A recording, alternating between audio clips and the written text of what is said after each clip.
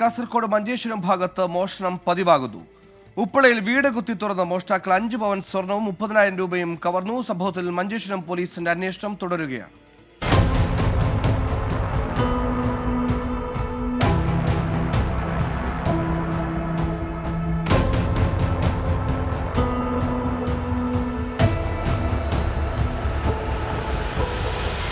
കഴിഞ്ഞ ഒരു മാസത്തിനിടെ 5 മോഷണ പരമ്പരകളാണ് മഞ്ചേശ്വരം മേഖലയിൽ നടന്നത്. ഉപ്പള, കുമ്പള, മംഗൾപാടി പ്രദേശങ്ങളിലായിരുന്നു ഭൂരിഭാഗവും.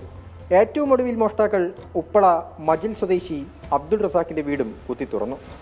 5 പവൻ സ്വർണവും 30,000 രൂപയുമാണ് വീട്ടിൽ നിന്ന് മോഷണം പോയത്. ഒരു മാസമായി അബ്ദുൾ റസാഖ് കുടുംബത്തോടൊപ്പം വിദേശത്തായതിനാൽ വീട് വൃത്തിയാക്കാൻ സഹോദരി എത്തിയപ്പോഴാണ് വിവരമറിയുന്നത്. വൈകുന്നേരം വന്നിട്ട് വീട് പരിശോധിക്കുന്ന സമയത്താണ് പിറകുവശത്തെ വാതിൽ തുറന്നു കിടക്കുന്നതായി കണ്ടത്. അന്നേരം പോലീസിന് വിവരം അറിയിച്ചു.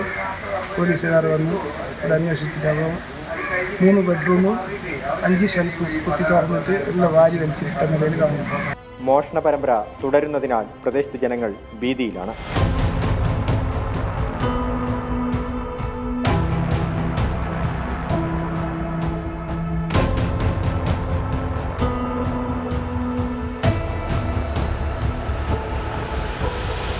സംഭവത്തിൽ മഞ്ചേശ്വരം പോലീസ് അന്വേഷണം ആരംഭിച്ചു.